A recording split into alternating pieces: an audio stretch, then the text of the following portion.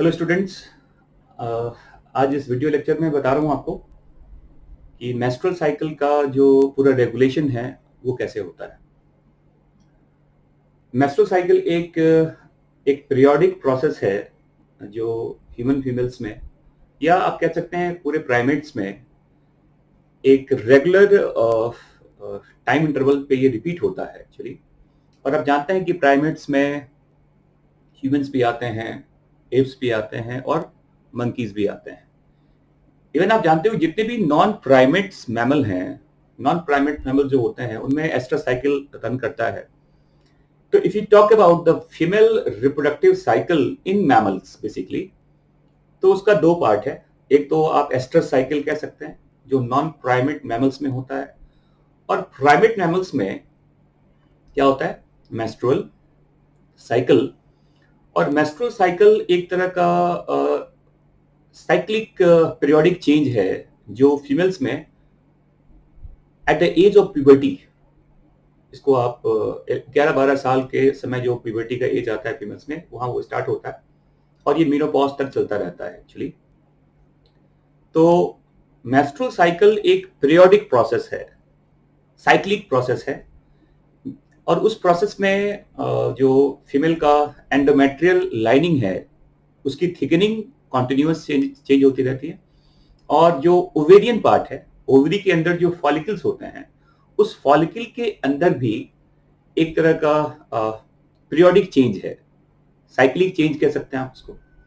और ये सारा चेंज कहीं ना कहीं देखा जाए तो ये एक न्यूरल और एंडोक्राइन सिस्टम का ये एक रेगुलेशन है यहाँ पर। तो न्यूरो एंडोक्राइन कंट्रोल आप कह सकते हो। और मैंने कहा कि इस साइकिल के दो अलग अलग इवेंट्स आप कह सकते हैं। एक इवेंट तो क्या हो गया ओवेरियन साइकिल जो ओवरी के अंदर होता है, और एक इवेंट क्या बताओ यूट्राइन साइकिल, जिसकी वजह से यूट्रस के एंडोमेट्रियम का थिकनिंग ये टाइम टू टाइम चेंज करता है ना। तो मैं आपको अगर मैं इस चीज को बताऊं, हाँ देखिए कि अगर मेंस्ट्रुअल साइकिल को हम डिवाइड करें तो मेंस्ट्रुअल साइकिल का दो अलग अलग पार्ट्स बन सकता है। एक तो इसमें आता है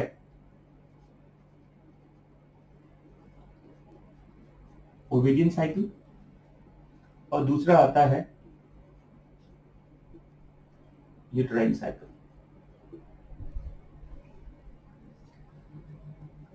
ये साइक्लिक, ये जो लिखा हुआ है ओवेरियन साइकिल क्या है, यूट्राइन साइकिल क्या है, उसके पहले आप ये देखिए, आप ये पूरा मैंने दो ग्राफ बनाया है ना।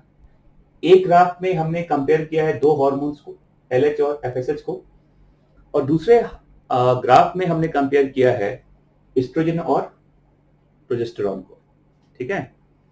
अब यहां पर आप देखिए कि हमने इसके एक्स एक्सिस पे डेज लिया हुआ है, टाइम लिया हुआ है, और दूसरे वाई एक्सिस पे हमने हार्मोन्स का लेवल इंडिकेट किया हुआ है।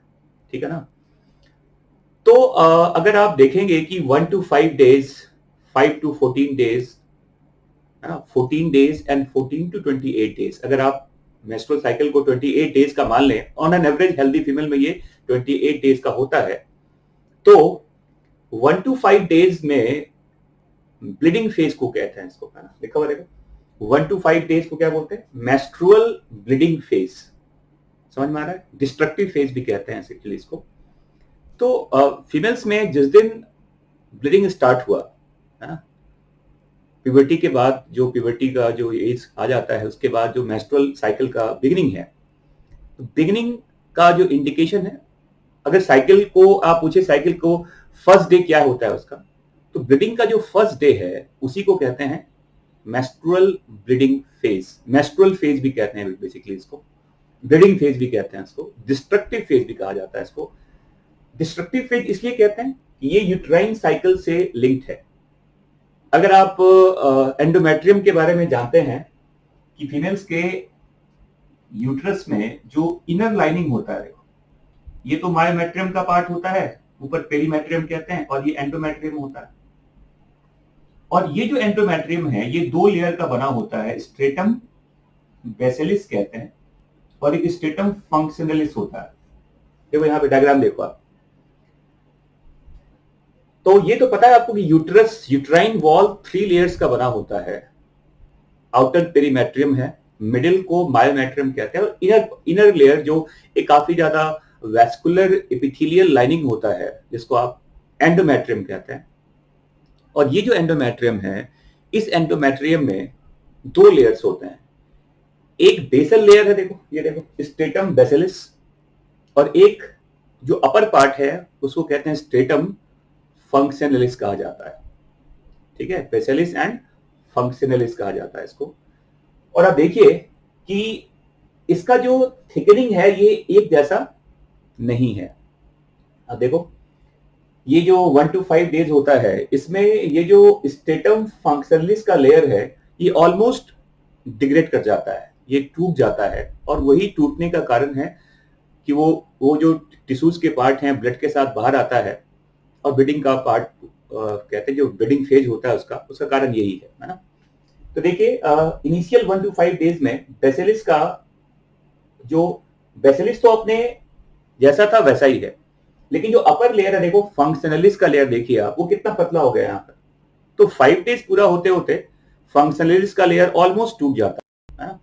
और फिर उसके लेयर्स का फॉर्मेशन क्या होता है, स्टार्ट होता है। देखो फॉर्मेशन स्टार्ट हुआ, और मेंस्ट्रुएशन के स्टार्ट होने के साथ 4 to 7 डेज में फंक्शनलिस का एक एग्जिस्टेंस वापस आ जाता है यूट्रस के लाइनिंग में, बट उसके थिकनिंग को और ज्यादा किया जाता है जो 14 डेज के बाद भी कंटिन्यूड रहता है। देखो, और अगर देखा जाए तो 26 डेज के आसपास ये मैक्सिमम थिकनिंग है किसका बताओ, स्ट्रेटम फंक्शनलिस का।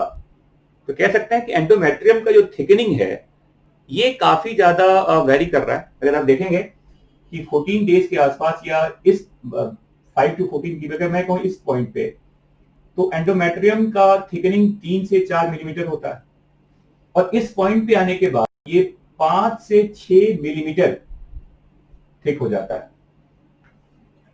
तो ये जो चेंज है यूट्रस के थिकनिंग का, एंडोमेट्रियम के थिकनिंग का, वही क्या है बताओ, यूट्राइन साइकिल है। ये पहले टूटता है, फिर धीरे धीरे ये लेयर बनता है फंक्शनलिस। सेकंड हाफ में जो ये देखो 14 से 28 डेज का जो पार्ट होता है इसको क्या बोलते हैं, ल्यूटियल फेज, या इसी को सिक्रीटरी फेज, या इसी को पोस्ट ओवुलेशनरी फेज कहा जाता है।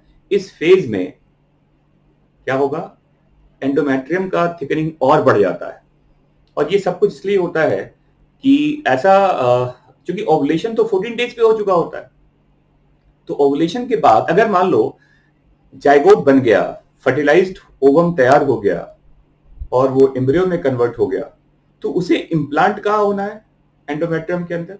तो एंडोमेट्रियम को जब तक ज्यादा स्ट्रांग नहीं बनाया जाएगा, उसके थिकनिंग को ज्यादा स्ट्रांग नहीं किया जाएगा, उसे ज्यादा न्यूट्रिशियस नहीं बनाया जाएगा, उसमें न्यूट्रिएंट रिच नहीं किया जाएगा उसको, तो वो जो एम्ब्रियो है वो इम्प्लांट नहीं हो सकता। तो वो जो थिकनिंग का कारण है, it is all about the probable hope of implantation. इस होप में कि इम्प्लांटेशन होगा, उसके पहले ये एंडोमेट्रियम की अपनी तैयारी है, और वो सब हार्मोन्स की वजह से होता है ना। तो that kind of change is called, इसे क्या कहते हैं, यूट्राइन साइकिल कहा जाता है। और जो दूसरा लिखा आपने ओवेरियन साइकिल, ये क्या है देखिए, यहां देखो, जैसे मान लो ये 1 to 5 डेज जो देख पा रहे हो आप यहां पर, इस फेज में क्या होता है, कई सारे प्राइमरी फॉलिकल्स जो हैं, आपको मैंने बताया था ये पहले के वीडियोस में फॉलिकल्स वगैरह क्या होते हैं। ये जो प्राइमरी फॉलिकल है लगभग 20 से 25 या 25 से 30 प्राइमरी फॉलिकल्स जो ओवरी में ऑलरेडी प्रेजेंट रहता है, उस फॉलिकल में ग्रोथ स्टार्ट होता है ना। और कुछ प्राइमरी फॉलिकल यहां पर आप देखिए ऐसे, ये कन्वर्ट होता है किसमें, सेकेंडरी फॉलिकल में। सारे के सारे प्राइमरी फॉलिकल सेकेंडरी नहीं बनते, कुछ प्राइमरी फॉलिकल सेकेंडरी फॉलिकल में कन्वर्ट हो जाते हैं। अगर मान लो 25 से 30 प्राइमरी फॉलिकल है, तो हो सकता है ये 7, 8 या 8, 10 के आसपास ये सेकेंडरी फॉलिकल्स है ना। और ये सेकेंडरी फॉलिकल ही अब वापस एक स्ट्रक्चर में कन्वर्ट हुआ जिसे कहते हैं tertiary follicle. Almost 10th days के आसपास मे बी एक या एक से ज्यादा टर्सरी फॉलिकल भी बन सकता है, याद रखिएगा इसको। और ये जो टर्सरी फॉलिकल है, इसमें फॉलिकल्स का जो फॉलिकुलर सेल्स का जो लेवल है वो बहुत ज्यादा प्रोलिफरेट कर जाता है ये। और जिस टर्सरी फॉलिकल में मियोसिस फर्स्ट कंप्लीट हो जाएगा, रिमेंबर, जिस टर्सरी फॉलिकल में मियोसिस फर्स्ट कंप्लीट हो गया, ऑल्दो बेसिक बुक्स में ऐसा लिखा गया है कि टर्सरी फॉलिकल में ही मियोसिस फर्स्ट कंप्लीट हो जाता है, बट थोड़ा सा आपको मैं इसमें करेक्शन बता दूं कि जिस टर्सरी फॉलिकल में मियोसिस फर्स्ट कंप्लीट हो गया, मियोसिस फर्स्ट, रिमेंबर, क्योंकि ये पता है आपको कि मियोसिस फर्स्ट स्टार्ट कब हो गया था ओसाइट के, जो प्राइमरी ओसाइट होता है, क्योंकि आपको पता है कि प्राइमरी फॉलिकल्स में क्या होता है, अगर आप देखेंगे तो प्राइमरी फॉलिकल के अंदर क्या होता है, प्राइमरी ओसाइट होता है।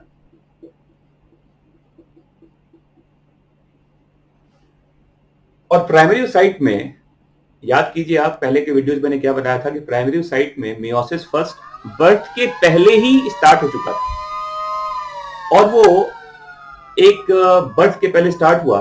और आप जानते हैं कि ये डिप्लोटीन स्टेज जो होता है प्रोफेज फर्स्ट का, वहां ये आकर रुक जाता है, और फिर उस मियोसिस वन को कंटिन्यू करने के लिए, उसको वापस रिज्यूम करने के लिए, ये काफी लंबा टाइम है एक्चुअली, है ना। प्यूबर्टी के बाद स्टार्ट हो रहा है, देखो ये, और वो भी सारे फॉलिकल में एक साथ ये नहीं होता, कुछ लिमिटेड नंबर में ये चीजें स्टार्ट होती हैं। तो इस टर्सरी फॉलिकल में मियोसिस हुआ, वही फॉलिकल फाइनली एक लार्ज मैच्योर फॉलिकल में कन्वर्ट हो गया, और इसका नाम किसी को कहते हैं, इसी को ग्रेफियन फॉलिकल या इसी को मैच्योर फॉलिकल का क्या कहते हैं, ग्रेफियन फॉलिकल, और इसी को मैच्योर फॉलिकल कहते हैं। और आप जानते हैं कि ग्रेफियन फॉलिकल के अंदर जो प्राइमरी ओसाइट है, इसके अंदर ये क्या हो गया, ये बन गया सेकेंडरी ओसाइट बन जाता है। ये सब इवेंट मैं पहले बता चुका हूं आपको, आप पहले की वीडियो में देख सकते हैं ये पूरा प्रोसेस क्या होता है oogenesis का बेसिकली।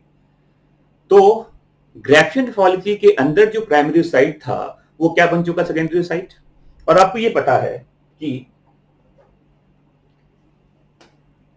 इसी फेज में यहां पर क्या होता है, ओवुलेशन होता है, और उसके बाद जो फेलोपियन ट्यूब का स्ट्रक्चर होता है, ये मान लो फेलोपियन ट्यूब का स्ट्रक्चर है, और ये यहां से यहां पहुंच गया, क्या पहुंच गया, जो सेकेंडरी साइट है ये ग्रेफियन फॉलिकल से बाहर आता है, ओवरी के वॉल से बाहर आएगा ये, और ये कहां एंटर करेगा, फेलोपियन ट्यूब के अंदर। तो ये तो सेकेंडरी साइट हो गया, और जो स्ट्रक्चर अब बच गया कहां, ओवरी के अंदर, मतलब ग्रेफियन फॉलिकल का जो स्ट्रक्चर ओवरी रह गया, उस स्ट्रक्चर का नाम अब यहां पर क्या बताओ, उसे कहते हैं, पहले तो वो कॉर्पस हेमरेजिकम बनता है, और वही फिर कॉर्पस ल्यूटियम में कन्वर्ट होता है। क्या बनता है, कॉर्पस ल्यूटियम।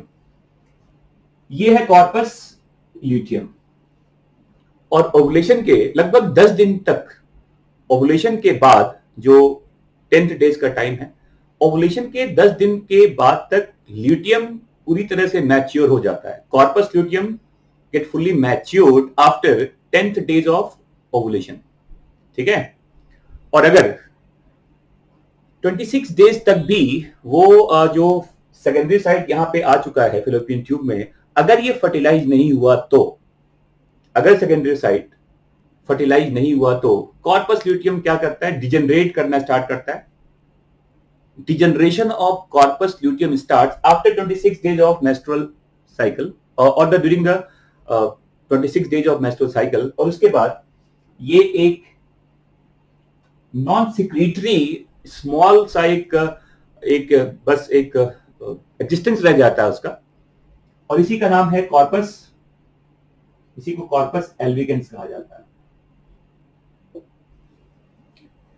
तो ये जो चेंजेज हो रहे हैं कि प्राइमरी फॉलिकल है, सेकेंडरी फॉलिकल है, टर्सरी फॉलिकल है, ग्रेफियन फॉलिकल है, कॉर्पस ल्यूटियम है, कॉर्पस एल्बिकेंस है, ये सारा चेंज कहां हो रहा है, ये सारा चेंज हो रहा है कहां बताओ, ये सारा चेंज हो रहा है ओवरी के अंदर, और ये जो पूरा का पूरा रिपीटिशन है कई तरह के फॉलिकल्स का, उसके ग्रोथ का, तो उसे क्या कहेंगे? ओवेरियन साइकिल कहते हैं।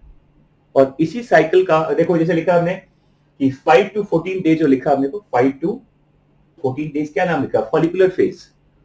फॉलिकुलर फेज क्यों?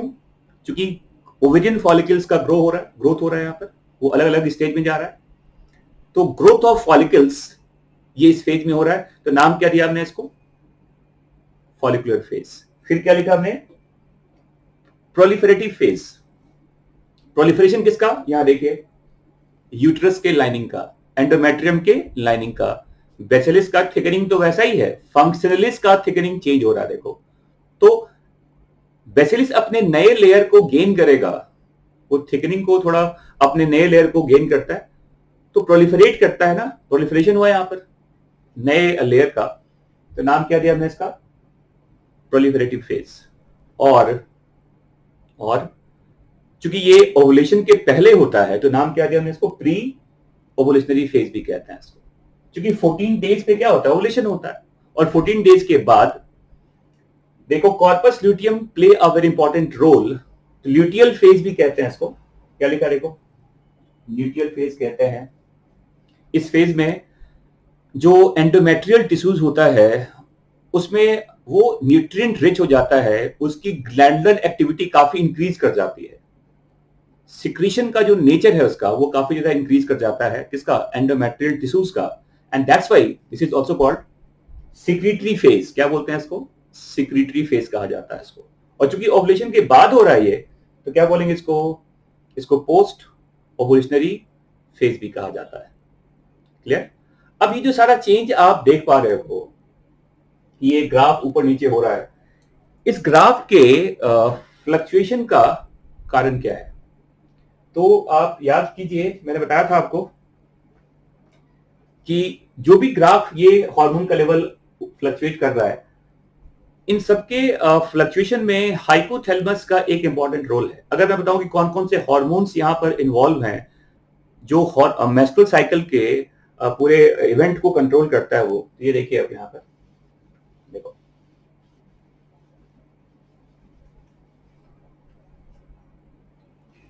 तो if you talk about the hormones, तो एक तो जो सबसे इंपॉर्टेंट यहां पर ग्लैंड है, न्यूरल टिश्यूज है, एक्चुअली न्यूरल ऑर्गन है ये सेंट्रल नर्वस सिस्टम का पार्ट होता है, हाइपोथैलेमस।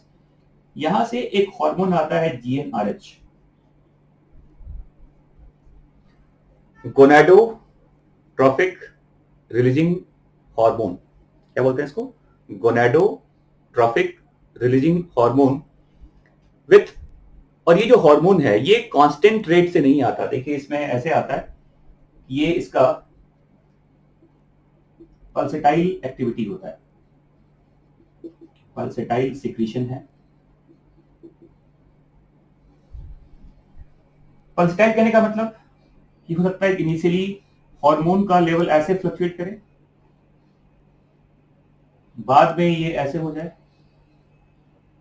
हो सकता है कि ये ऐसे ऐसे हो जाए, फिर मतलब कहने का मतलब ये है कि हार्मोन कांस्टेंट रेट में सिक्रीट नहीं हो रहा। इनिशियल पार्ट में अगर आप देखेंगे, इनिशियल पार्ट में तो थोड़े लंबे गैप के बाद हार्मोन्स का एक फ्लक्स आता है, मे बी 90 मिनट्स तक कहते हैं, 60 to 90 मिनट्स का ये टाइम है जिसमें हाइपोथैलेमिक हार्मोन रिलीज होता है। बाद में ये जो पल्स फ्रीक्वेंसी है हार्मोन का, जब ये अपने ओवुलेशन के समय पे आएगा तो काफी ज्यादा वो फास्ट हो जाता है ना, और फिर सेकेंड हाफ में इसका लेवल फिर से स्लो हो जाएगा।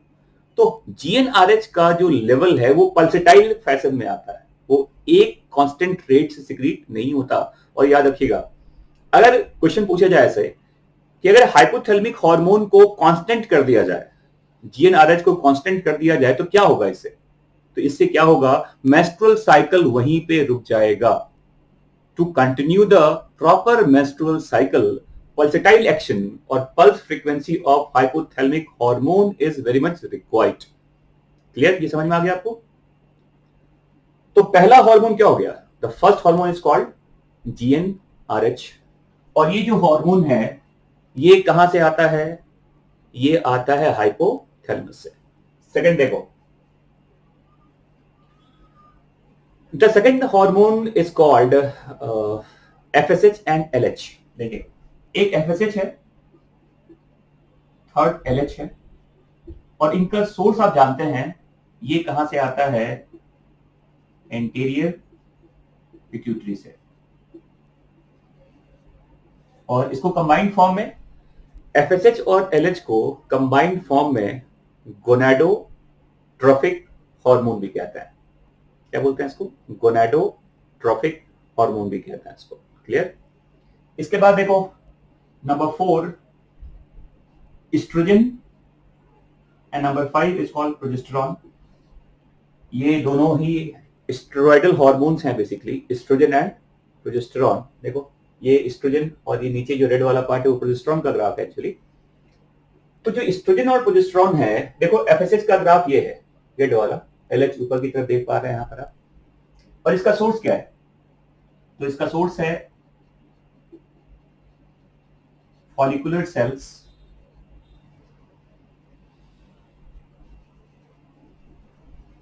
follicular cells of growing follicles, growing follicle, और जो थीका इंटरना होता है, आपको पता है, ये बताया था मैंने आपको थीका इंटरना थीका एक्सटर्ना के बारे में पहले, और जो कॉर्पस ल्यूटियम है, इन तीनों से सिक्रीट होता है क्या, एस्ट्रोजन एंड प्रोजेस्टेरॉन। हाँ, लेवल उसका अलग अलग टाइम पे वेरी करेगा, बट इन दोनों हार्मोन का सोर्स यही होता है। क्लियर। अब क्वेश्चन यहां पर ये है कि ये जो हार्मोन का फ्लक्चुएशन है ये कैसे हो रहा है यहाँ पर, इसके पीछे पूरा क्या रेगुलेशन क्या है वो समझने मैं समझा रहा हूं आपको। देखिए यहाँ पर ये देखो,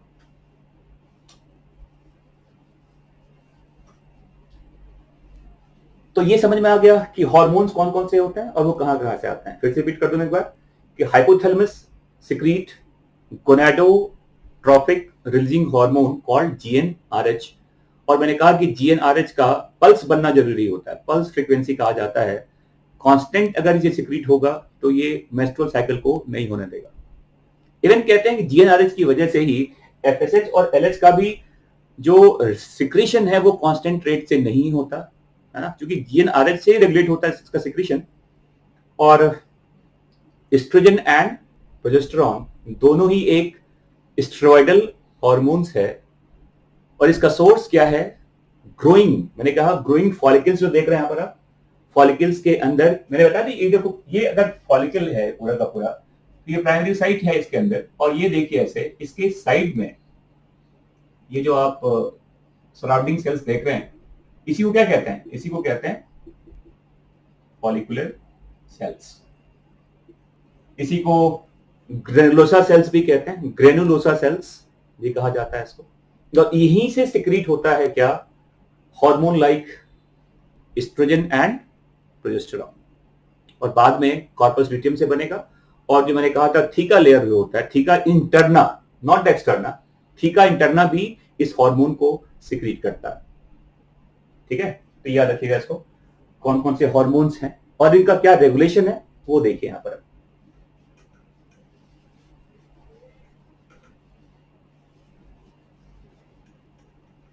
तो देखो, when a female enters in puberty, suddenly कहते हैं जो हाइपोथैलेमिक हार्मोन का जो सिक्रीशन है वो एक डिफरेंट फैशन से सिक्रीट होता है। तो if the hypothalamus start secreting pulsatile action of GnRH, gonadotrophic releasing hormone, इस हार्मोन का जो एक्शन है ये कहां पे होता है, ये पता है आपको, एंटीरियर पिट्यूटरी पे। ये सब आप 11th क्लास में भी आपने पढ़ा होगा बेसिकली, है ना, हार्मोन वाले चैप्टर्स में। तो GnRH का जो एक्शन है ये कहां पे होता है, एंटीरियर पिट्यूटरी पे, और यहां से जो हार्मोन अब सिक्रीट होगा, दो हार्मोन से देखिए यहां पर, एक तो यहां से आता है FSH और दूसरा होता है LH, follicular stimulating hormone and luteinising hormone कहते हैं इसको। अब यहां देखो, जो ये एफएसएच है, it acts on immature follicles, और इसके अंदर जो अब फॉलिकुलर सेल्स है, देखो यहां पर, तो एफएसएच का रिसेप्टर होता है फॉलिकल्स में, याद रखिएगा। एलएच रिसेप्टर्स नहीं है इमेच्योर फॉलिकल्स में।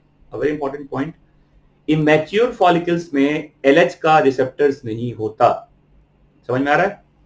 तो ये जो ग्रोइंग फॉलिकल्स होते हैं, ग्रोइंग फॉलिकल्स के जो फॉलिकुलर सेल्स होते हैं, वहां से सिक्रीट क्या होता है, हार्मोन कॉल्ड एस्ट्रोजन। और एस्ट्रोजन एक काफी इंपॉर्टेंट रोल प्ले करता है first half of menstrual cycle में। पूछा जाएगा कि जो पहले हाफ का डोमिनेटिंग हार्मोन है वो क्या है, तो इसका आंसर है क्या, एस्ट्रोजन। अभी कहां से आ रहा है ये, follicular cells of immature follicles. अब इमेच्योर फॉलिकल्स पे जब ये एक्ट करेगा तो क्या होगा,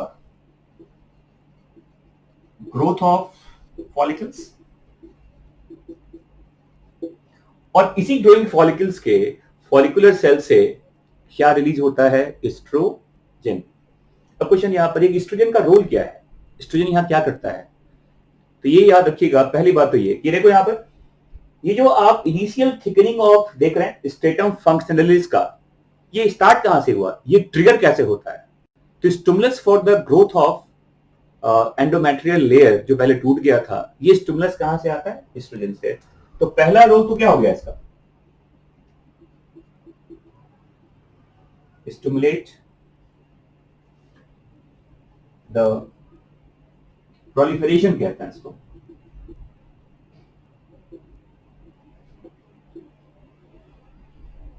एंडोमेट्रियल टिश्यूज।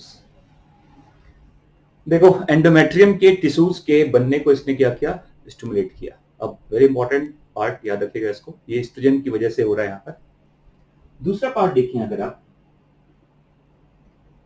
तो आप देखो यहां पर जो एस्ट्रोजन का अब सिक्रीशन है, ये देखिए यहां पर, क्योंकि अभी वो ग्रोइंग फॉलिकल्स है, बहुत ज्यादा तो अभी वो मैच्योर नहीं हुआ, तो जो ग्रोइंग फॉलिकल्स के जो हार्मोन्स हैं तरह के, वहां से जो एस्ट्रोजन का सिक्रीशन होता है, वैसे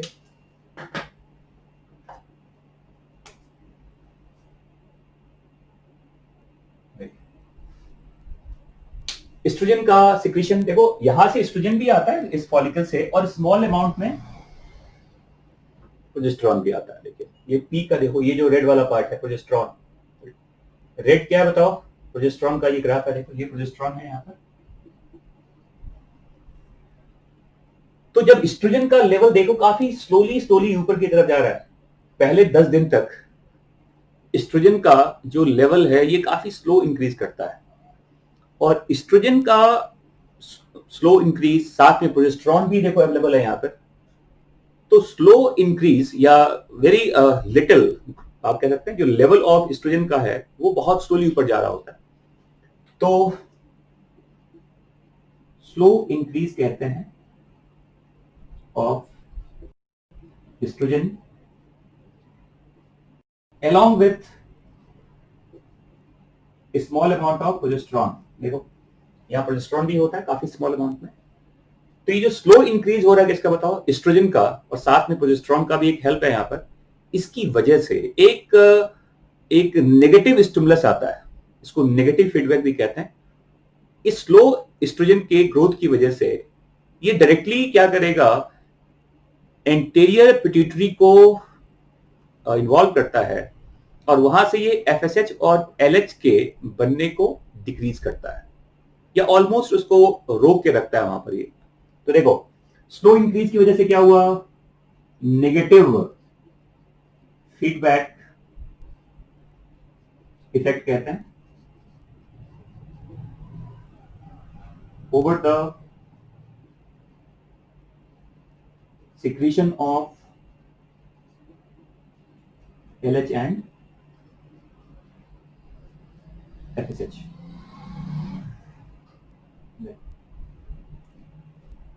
देखिए FSH का लेवल भी ऐसे जा रहा है, और LH बहुत ज्यादा, आप देखिए कांस्टेंट रेट है ऑलमोस्ट यहाँ पर ये। अब होता क्या देखो यहाँ पर, LH जो होता है यहाँ पर, LH बेसिकली पिट्यूटरी में अगर बन भी रहा है तो पिट्यूटरी के अंदर ही वो स्टोर्ड रहता है, वो बाहर नहीं आ रहा। और वैसे भी इमेच्योर फॉलिकल्स पे LH रिसेप्टर्स नहीं होते। और ये भी याद रखिएगा कि एस्ट्रोजन का जो लेवल अगर स्लो राइज कर रहा है तो वो डायरेक्टली ल्यूटिनाइजिंग हार्मोन के लेवल को भी कम करता है। समझ में आ रहा है? और LH अगर बन भी रहा है तो वो पिट्यूटरी से बाहर नहीं निकल रहा, ये पॉइंट याद रखिएगा। लेकिन आप जानते हैं कि 10th डेज आते आते टर्सरी फॉलिकल एक या एक से ज्यादा बन जाता है। कहां बताओ? ओवरी के अंदर। और टर्सरी फॉलिकल्स में अब प्रोलिफरेशन ऑफ फॉलिकुलर सेल्स बहुत ज्यादा हो जाता है, बहुत ज्यादा फॉलिकल्स के सेल्स बन जाते हैं वहां पर। और अगर फॉलिकुलर सेल्स का नंबर बहुत ज्यादा हो गया टर्सरी फॉलिकल्स में, तो वहां से बल्क में क्या बनेगा? बल्क में बनता है क्या? एस्ट्रोजन। देखो सडन राइज है, देखो यहाँ पर। अब देखिए ग्राफ समझिए, ग्राफ से सब कुछ क्लियर हो जाएगा। देखो ये देखो सडन राइज कहते हैं किसका? एस्ट्रोजन का। And that sudden rise of oestrogen, it results in it exert a positive feedback effect. इसमें GnRH को भी इन्वॉल्व किया जाता है बेसिकली। देखो नेगेटिव फीडबैक में GnRH इन्वॉल्व नहीं हो रहा था, बट अगर आप पॉजिटिव फीडबैक की बात करेंगे तो क्या होगा? देखो यहां पर, देखिए मैं क्या बोल रहा हूं यहां पर, जो sudden rise of oestrogen after 10 days, इसकी वजह से GnRH का जो फ्रीक्वेंसी है वो बढ़ जाता है, वो बहुत जल्दी जल्दी निकलता है।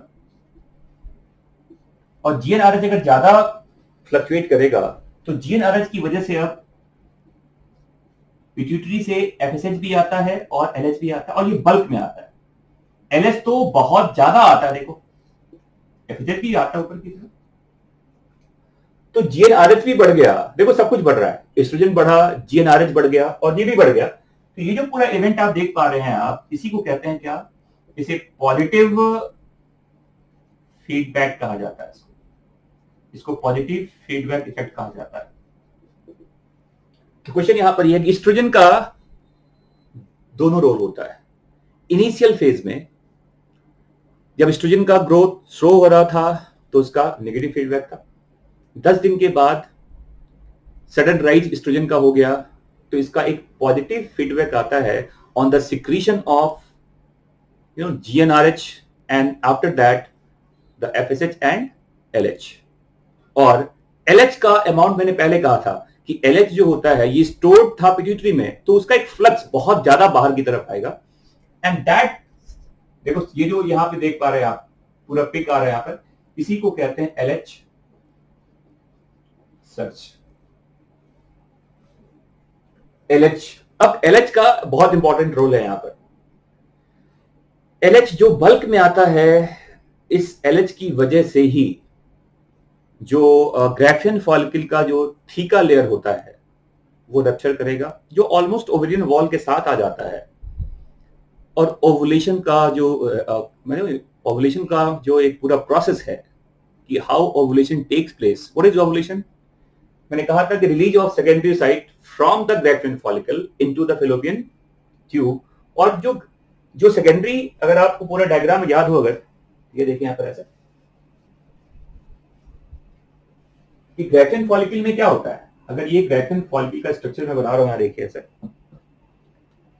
तो आपको पता है कि इसके सेंट्रल पार्ट में ये सेकेंडरी साइट है, यहां पर ये पोलर बॉडी होता है ना। और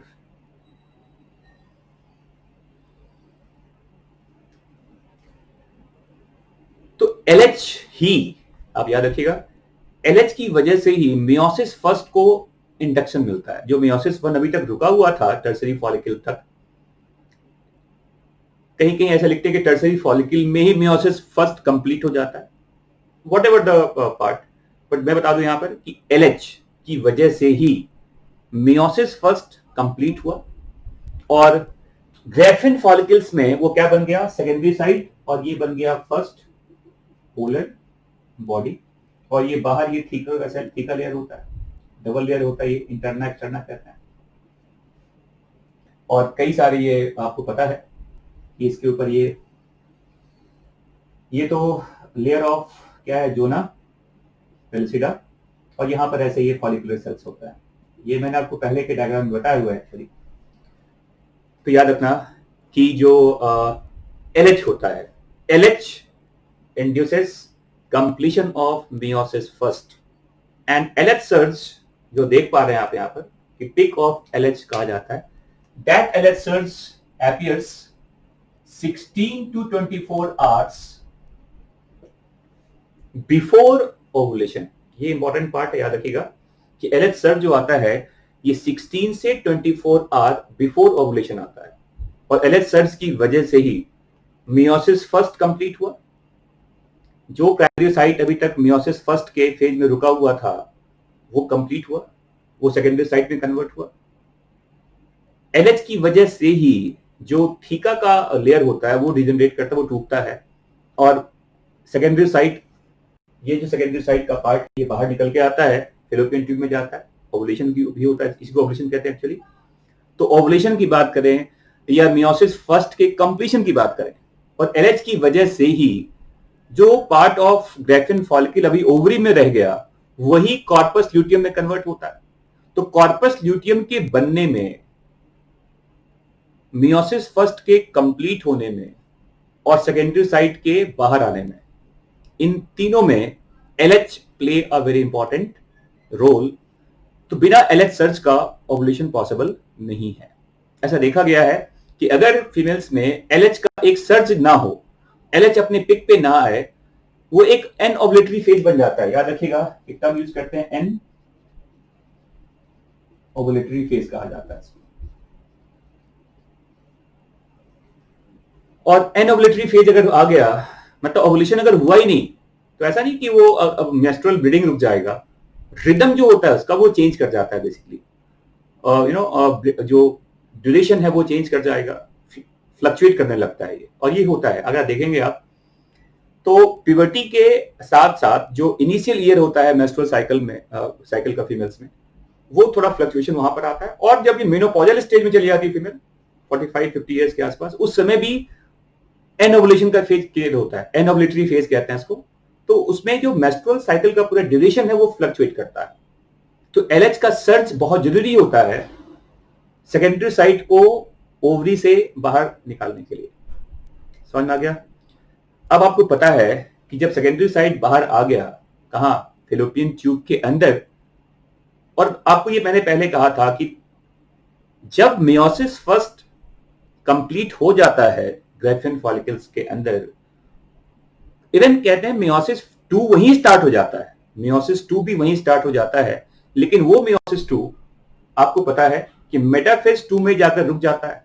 मतलब यह है कि जिस सेकेंडरी साइट को आप देखेंगे फैलोपियन ट्यूब के अंदर, वो किस स्टेज में है, वहां पर मियोसिस 2 स्टार्ट हो चुका है, लेकिन वो मेटाफेज 2 में जाके रुका हुआ है। अब मेटाफेज 2 के आगे का जो स्टेज है वो तब आएगा सेकेंडरी साइट को स्पर्म का मिलेगा एक्टिवेशन। बिना स्पर्म एक्टिवेशन का मियोसिस 2 कंप्लीट नहीं होता। मियोसिस 1 तो अपने आप हो चुका है पहले, तभी तो सेकेंडरी साइट बाहर आया, लेकिन मियोसिस 2 कंप्लीट होने के लिए, मियोसिस फर्स्ट तो हो चुका है, मियोसिस 2 कंप्लीट होने के लिए स्पर्म का रहना बहुत जरूरी है। कहां? फैलोपियन ट्यूब में। आप जानते हैं एम्पुलरी इस्थमस जंक्शन, जहां पर एक फर्टिलाइज करता है स्पर्म के साथ, फर्टिलाइजेशन के साथ ही मियोसिस 2 का क्या होता है, कंप्लीशन है। तो बिना स्पर्म का मियोसिस 2 कंप्लीट नहीं हो सकता। तो ये मैंने बता दिया आपको first half of menstrual cycle की ओवुलेशन के पहले क्या क्या चेंजेस आते हैं। अब ओवुलेशन के बाद क्या हुआ, वो पोस्ट ओवुलेशनरी इवेंट है, जिसको ल्यूटियल फेज कहते हैं, जिसको सिक्रेटरी फेज भी कहा जाता है। और वो सारा चीज क्या है, मैं वो डिस्कस करूंगा नेक्स्ट वीडियो में।